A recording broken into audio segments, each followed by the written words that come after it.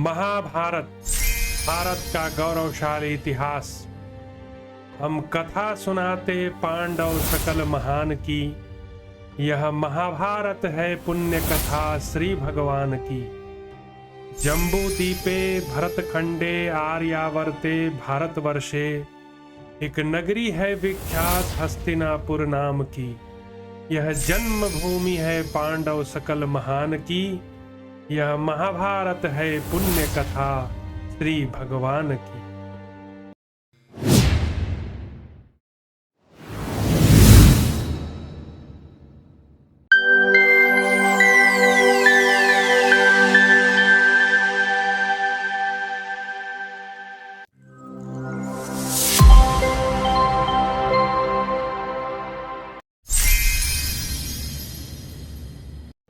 श्री रुक्मिणी कृष्णचंद्राभ्याम नमः।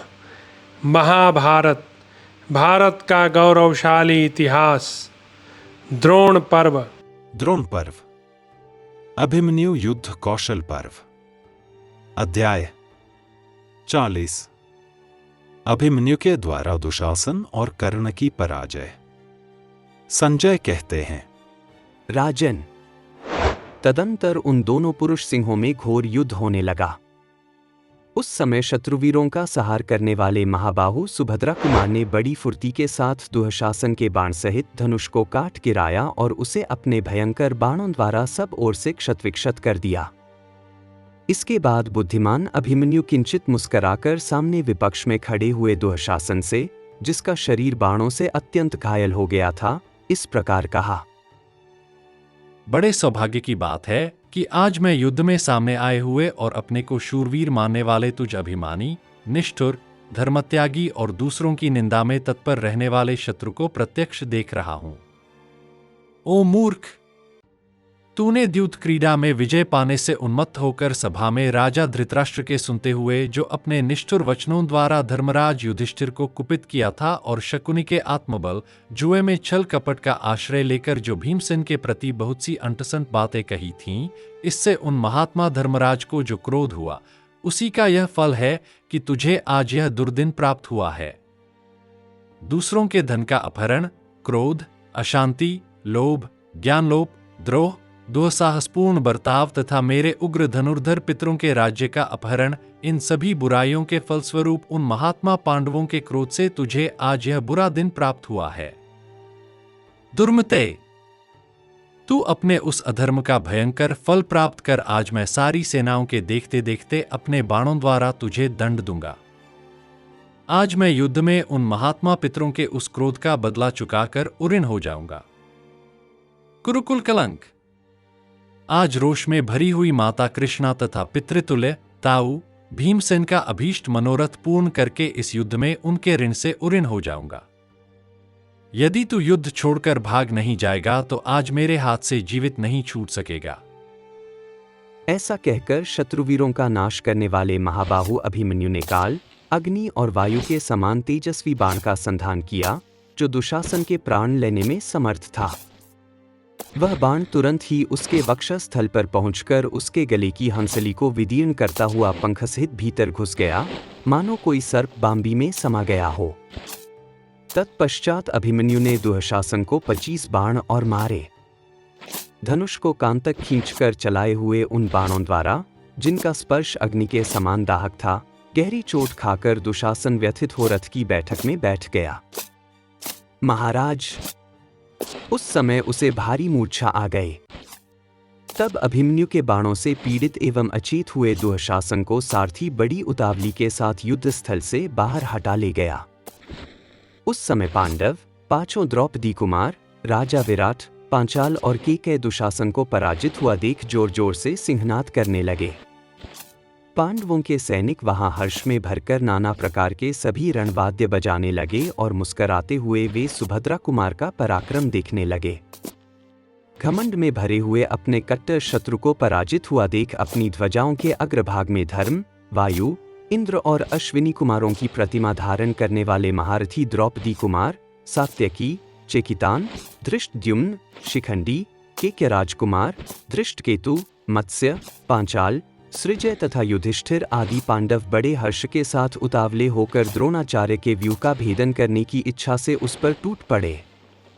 तदंतर विजय की अभिलाषा रखकर युद्ध में कभी पीठ न दिखाने वाले आपके शूरवीर सैनिकों का शत्रुओं के साथ महान युद्ध होने लगा।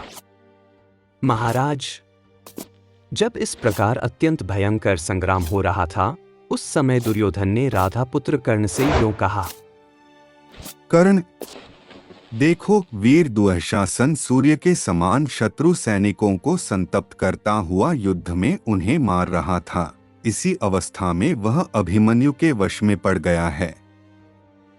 इधर ये क्रोध में भरे हुए पांडव सुभद्रा कुमार की रक्षा करने के लिए उद्यत हो प्रचंड बलशाली सिंहों के समान धावा कर चुके हैं। यह सुनकर आपके पुत्र का हित करने वाला कर्ण अत्यंत क्रोध में भरकर दुर्धर्ष वीर अभिमन्यु पर तीखे बाणों की वर्षा करने लगा। शूरवीर कर्ण ने सम्रांगण में सुभद्रा कुमार के सेवकों को भी तीखे एवं उत्तम बाणों द्वारा अवहेलनापूर्वक बींध डाला। राजन, उस समय महामंसवी अभिमन्यु ने द्रोणाचार्य के समीप पहुंचने की इच्छा रखकर तुरंत ही 73 बाणों द्वारा कर्ण को घायल कर दिया। कोई भी रथी रथ समूहों को नष्ट भ्रष्ट करते हुए इंद्र कुमार अर्जुन के उस पुत्र को द्रोणाचार्य की ओर जाने से रोक न सका। विजय पाने की इच्छा रखने वाला, संपूर्ण धनुर्धरों में मानी, अस्त्रवेत्ताओं में श्रेष्ठ परशुराम जी के शिष्य और प्रतापी वीर कर्ण ने अपने उत्तम अस्त्रों का प्रदर्शन करते हुए सैकड़ों बाणों द्वारा शत्रु दुर्जय सुभद्रा कुमार अभिमन्यु को बींध डाला और सम्रांगण में उसे पीड़ा देना आरंभ किया। कर्ण के द्वारा उसकी अस्त्र वर्षा से पीड़ित होने पर भी देवतुल्य अभिमन्यु समरभूमि में शिथिल नहीं हुआ। तत्पश्चात अर्जुन कुमार ने सान पर चढ़ाकर तेज किए हुए झुकी हुई गांठ वाले तीखे भल्लों द्वारा शूरवीरों के धनुष काटकर कर्ण को सब ओर से पीड़ा दी। उसने मुस्कराते हुए से अपने मंडलाकार धनुष से छूटे हुए विषधर सर्पों के समान भयानक बाणों द्वारा छत्र, ध्वज, सारथी और घोड़ों सहित कर्ण को शीघ्र ही घायल कर दिया। कर्ण ने भी उसके ऊपर झुकी हुई गांठ वाले बहुत से बाण चलाए, परंतु अर्जुन कुमार ने उन सबको बिना किसी घबराहट के सह लिया।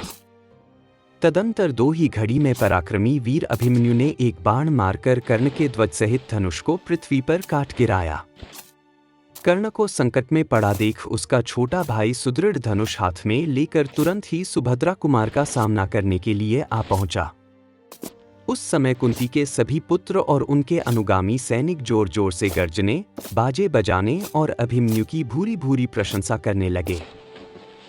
इस प्रकार श्री महाभारत द्रोण पर्व के अंतर्गत अभिमन्यु वध पर्व में कर्ण तथा दुःशासन की पराजय विषयक 40वां अध्याय पूरा हुआ। महाभारत, भारत का गौरवशाली इतिहास।